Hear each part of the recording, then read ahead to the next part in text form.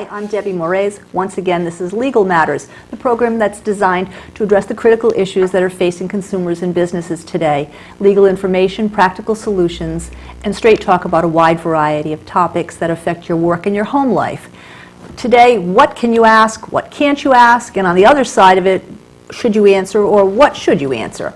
We'll discuss legal issues, some ethical issues, and some of the heated debates about what you really are able to ask as an interviewer, or if you're a teacher providing education, or if you're a doctor who has some issues with guns. Okay, so how you say it, what you say, very contentious. Let's get to our legal eagles. Once again, we welcome from Audette, Bazar, Cordeiro Grasso Law Firm in East Providence, Jackie Grasso and David Bazar. So, hello. Let's get to it. Let's begin with the employer-employee situation. Everyone cares about the E-Verify topic and whether or not you have an illegal alien working for you or potentially working for you. So that's the hot topic. You're a potential employer and you really want to know, is there any condition under which you can ask them flatly, are you here, do you have papers? You can't outright ask them if you're a citizen. Okay, maybe subsequent to the job, you have to get information from them for the I-9 form. But no, you're not allowed to ask them about citizenship. You can ask them, do you have a legal right to work here, or are you able to provide proof of employment eligibility? But just to flat out say, are you a U.S. citizen? No, you have a problem there. Right, and after the hiring, of course, you have to get proof of their right to work in the United States, not that they're a U.S. citizen, but that they have the proper visas or whatever. So it depends when the question is asked and how it's phrased, but Jack is 100% correct. If you hear someone has an accent and they can speak English but not so well, can you ask, is English your native tongue? No, I think what you can ask is what languages are you fluent in? So that's always a good question to ask, because sometimes employers, most of the times, like to have bilingual. Right. It actually may be a part of the requirements of the job if you're going to be, for example, a receptionist at a firm that has multilingual needs. That is actually on the plus side to say, do you speak other languages? So you can ask that. And it seems obvious, but how do you address the question of their religion? Maybe it matters, maybe it doesn't. You don't want it to be a political issue, but how do you handle the question about what's your religion anyway? Well, everybody knows you can't discriminate on based religion. On religion, right. Civil Rights Act, but that's inappropriate. You can't ask at all. I think the way I would phrase it would be, are you able to work on Saturdays and Sundays? Okay, because most people practice.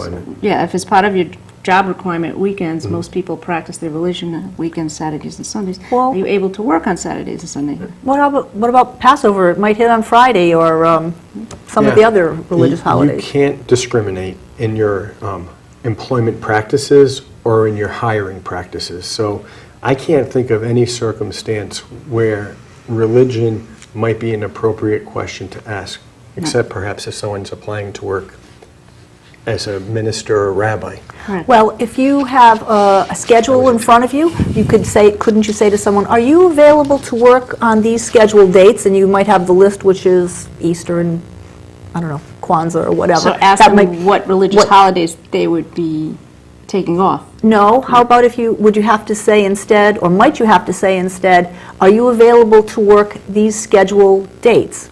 Yes. The rest of us are. That's appropriate. And you get to find out what you want to find out without breaking the law. Yes, yes. And another hot topic, I guess, is age. Gee, you look awfully young for your age. Don't ever say something like that. How do you handle the situation of the maturity or the age issue? And so now you have the Age Discrimination Act, which applies to anybody over 40. And again, same thing like the citizenship question and the religion. You absolutely can't ask somebody what their age is. I think you are able to ask someone if they're old enough to work. Are you 18? Yeah. Yeah, what's working age? 14? Yeah, it depends on what job it is. Correct. If they're going to be a bartender, I believe 18 is a required age. In that case, you can say, are you over 21? You're over 18. Oh, I thought you had to be 21 to serve. I think you have to be 21 to drink. Okay. But I believe a bartender can be 18. Oh, I'm not 100% that's a sure, good point. but So I think that's the if case. they're over the minimum age for the working conditions would be Correct. the appropriate way of asking that question. Right. But you can't ask, how old are you? When were you born? What year did you graduate from high school?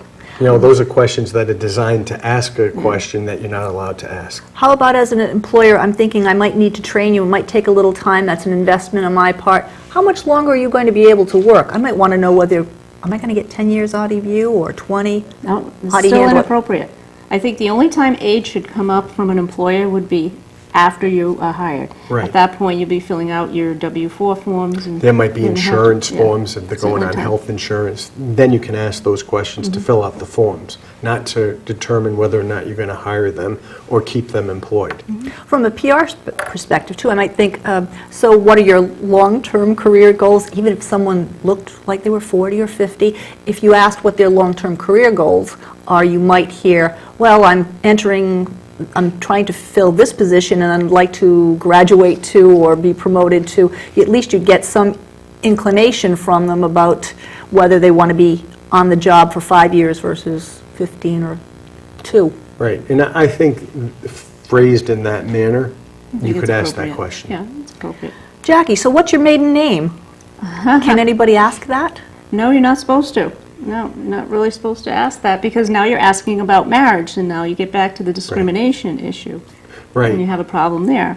you can't discriminate by If they're saying married, single, married, single, that's not. Widowed, separated, you know. Are you planning to have children? Could I ask David ask me that, or but, Jackie? well, Either one.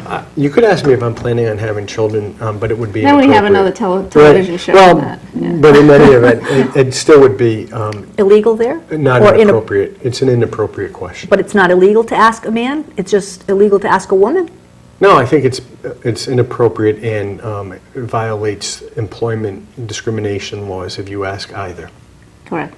How might you get around it if you wanted to know what you wanted to know? And we all know what you might want to know. Is someone likely to take time off right away after I employ you, train you, and I think, you might be taking sick days off or whatever So let's for be pregnancy? creative about this. How about we ask, are you able to work from 9 to 5? Right. If whatever the hours require. Or if it's a training program, you're saying you're going to have to go away and train for 6 weeks or 3 weeks or whatever the program is you have in place. Is that something you're going to be able to do?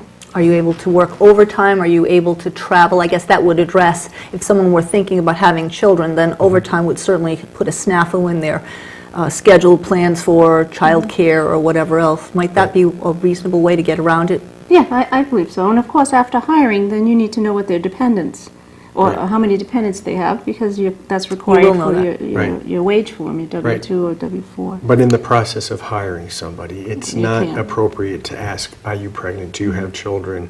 Any of those questions. What you can do is ask it the way you said is, this job does require some overtime. Is that going to create a problem or a hardship for you? This one that came was kind of a surprise to me. Who is your closest relative to notify in case of an emergency? That seems like a very well-founded, reasonable question to ask a prospect. Again, is that just something that gets passed off to the HR department and is illegal to ask? I think it's legal after you're hired. Prior to that, no, Right. because now what you're trying to do is you're trying to backdoor the issue of family members. You know, and I've always wondered, you buy a new car, they're filling out the credit application, they ask, who is your closest relative not living with you? And I'm thinking to myself, what relevance is that to my ability to pay for the loan I'm asking you for? I think they ask that question so that they have more ability to find you if you borrow money and disappear. That's my guess.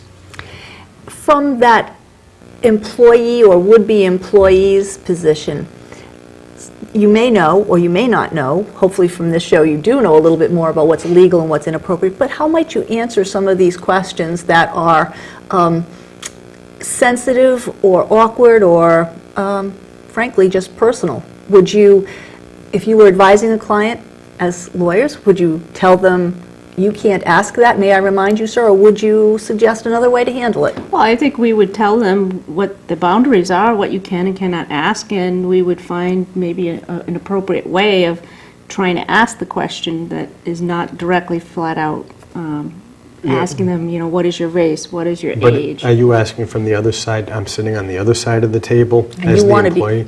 employee, Yeah, and you so- want to be employed. Now you have to be a little bit careful as to how you respond. For example, if you're asked, do you have a criminal record? Clearly not an appropriate that. question. Illegal or inappropriate? It's inappropriate. Yeah. You can ask if they have a criminal You conviction. can ask if you've been convicted, but have you been arrested? There's a difference. Yeah. A big difference. Yes. Now, if you've never been arrested, and you sit across the table from your potential employer and you say, you can't ask me that question, they may think, well, this is somebody I really want to work with and hire, as opposed to, no, I've never been arrested, if that's the answer. So from a practical position, you might want to just answer the question if it doesn't hurt you. But you also have to be careful, because that then opens up the next inappropriate question, and if that would hurt you, how are you going to Conviction. respond to Yeah, that? yeah. A catch-22 in some ways. Also, it may give you a reason to answer the question without being offended. That shows that you have some good interpersonal skills, but it also might give you a good reason to think, do I really want to work for a company that has these questions, this agenda, political or economic or whatever? We've always had a man, or on the other side of the coin, a woman do this job. Do you think you can stack up? Is that a legitimate question? Or is that a legal question to ask? Gender, no, not at all. No, it's not a legal No. question. It's interesting, though. Of course, there are some jobs that the gender does apply and make a difference for. A locker room attendant at a club in a woman's locker room, there may be a legitimate reason why that should be a woman who's in there. I think there are times where you can legitimately go into some areas that might not otherwise be appropriate.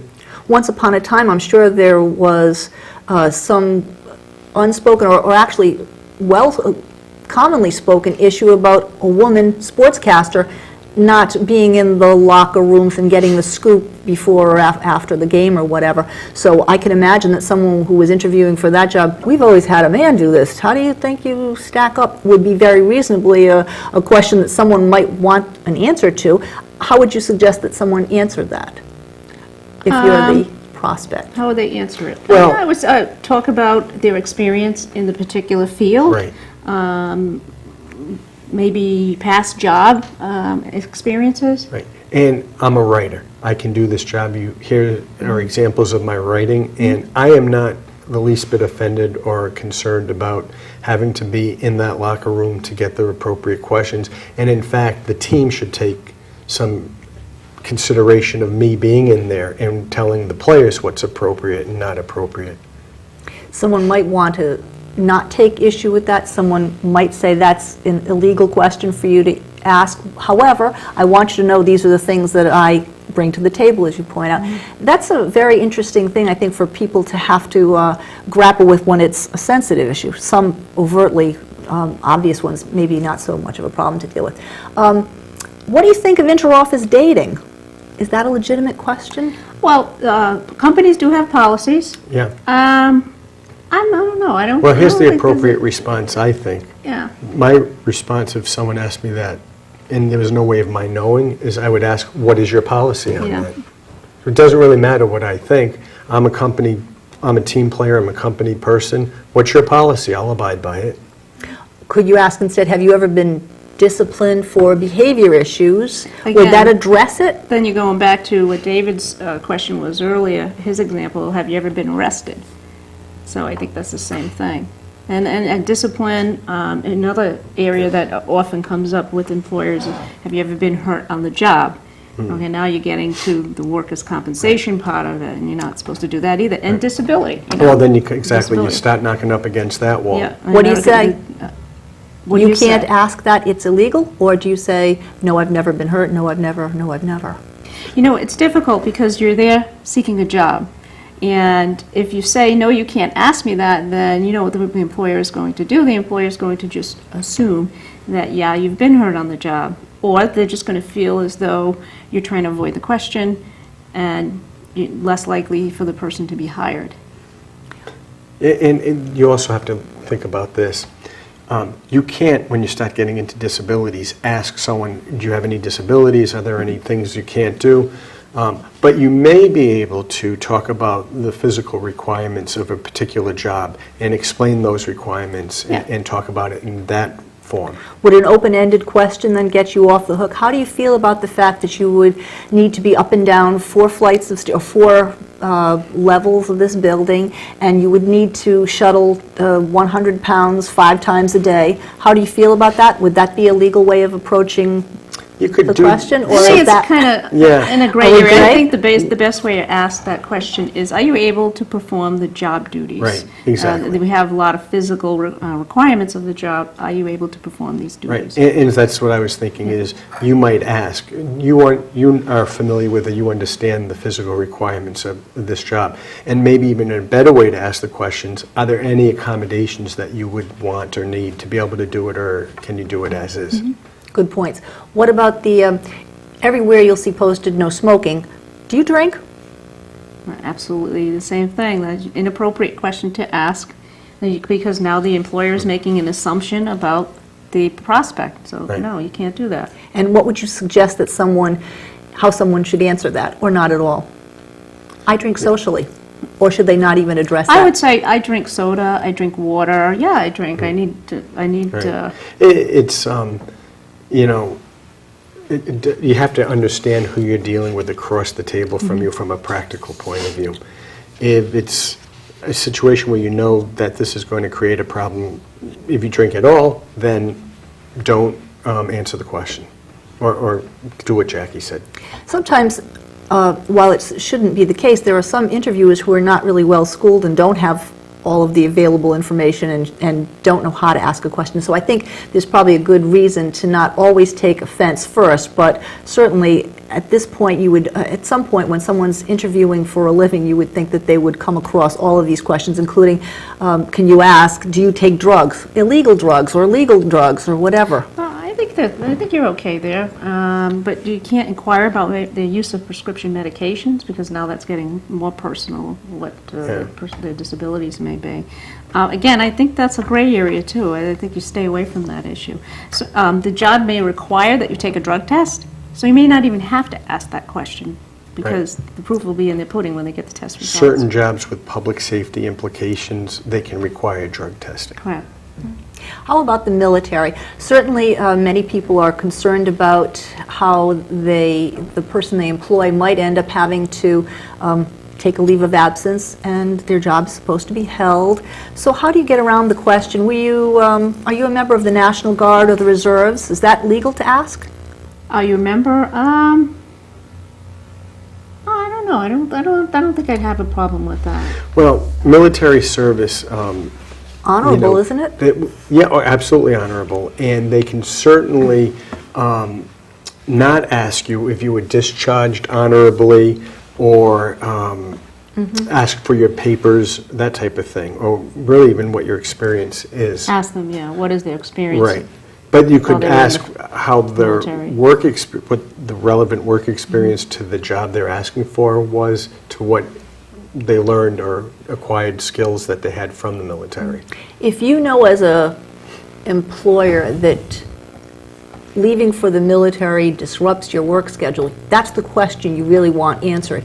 How might you, should you even try to get around that? Asking, I don't know, something like, do you have any upcoming events that would, preclude you or require you to have an extensive leave? Is there a way to get around I it? would say, are there any particular reasons why you can't work 9 to 5, Monday For through the Friday? next 10 years. It just maybe do it that Yeah. way. Are you able to work these hours? Right. Is there any reason And why I you think can't? practically, most people who are interviewing for a job probably want to have the understanding up front with their employer anyway, so you might not even have to ask the question.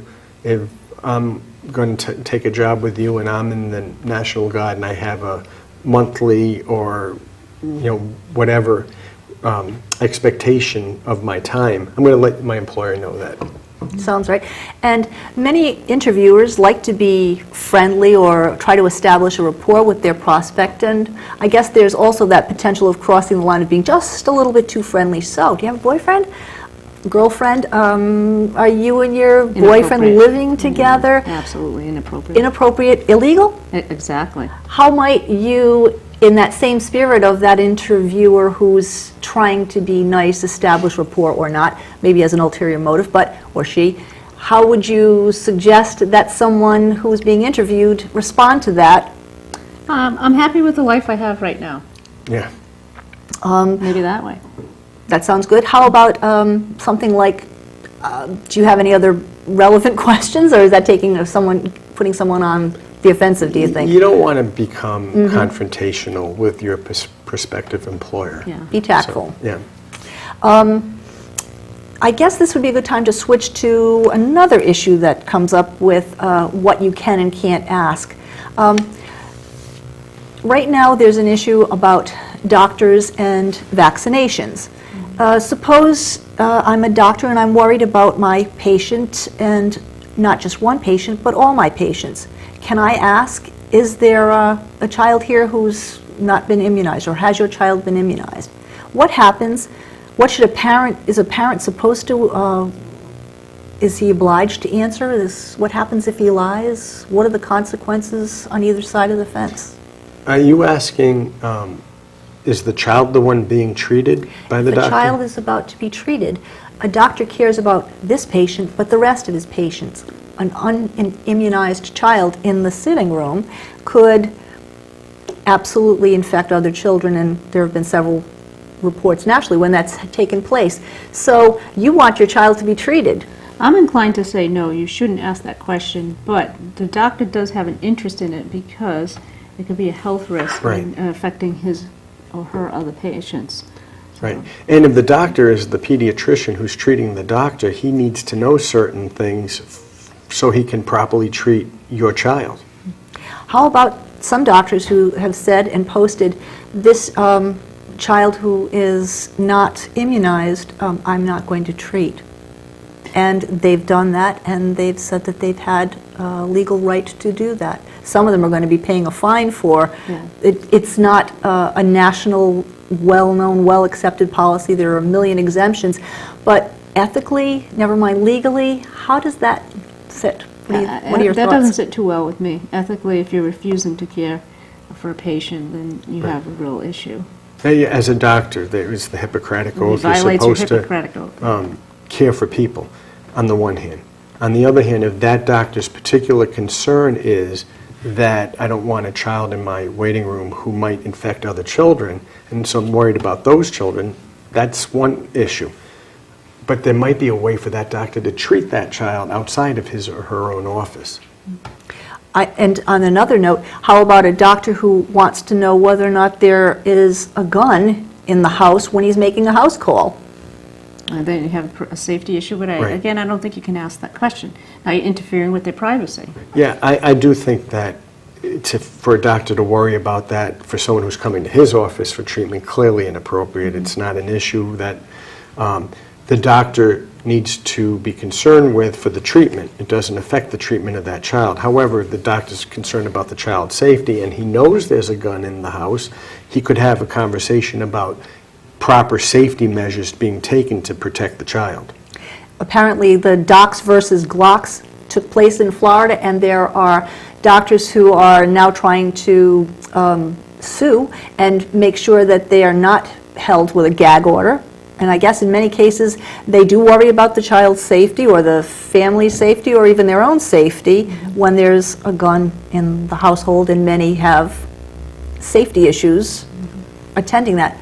At the same time, if that's of a debate, why wouldn't they also have an issue about, by the way, as parents, do you drink in that household? Do you carry on, or do you do something else? Do you watch over your swimming pool? All safety issues. Then once you start with one area, then they're going to want to expand it to all other areas. Right. I think it's the same thing. You have an issue there. There's a line that you really can't cross. The boundaries. The drinking issue as you raise it. You can't ask your client, do you drink? And if you do drink, do you use your 9-year-old daughter as a designated driver? That's a good current point, isn't it?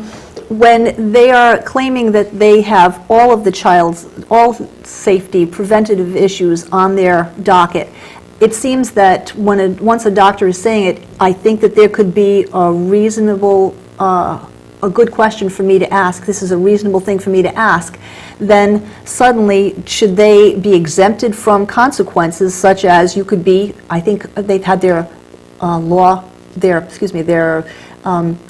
licenses pulled and $5 million in fines for them having refused to treat based on, where does that come down ethically or legally? Why should they be held so accountable when in fact they are saying there's reasonable concern here? I think that I guess it's an issue for the courts to decide, because I don't really know the answer to that. Legally, I do think they're within their rights to refuse to treat if they feel their safety is at issue. Right. If they feel a threat. It's still the United States of America. You can't require somebody to work for free or do things that they're not comfortable with. They can't discriminate, however. So if the reason I don't want to treat you is for some protected area of discrimination, you can't do that. But if it's because you're concerned about your own safety and it has nothing to do with any protected areas, I think you should be free to do that as long as you're not abandoning a patient in the middle of care. That makes sense too. If there's a First Amendment issue, I have the right to have a gun, I have the right to have my privacy. Second Amendment, yeah. And my privacy.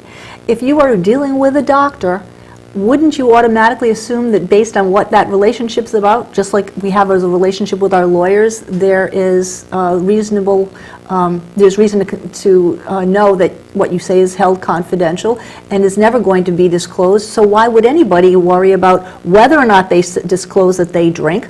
They have a pool in their house that isn't always covered, or they have a gun in their house that is or isn't loaded.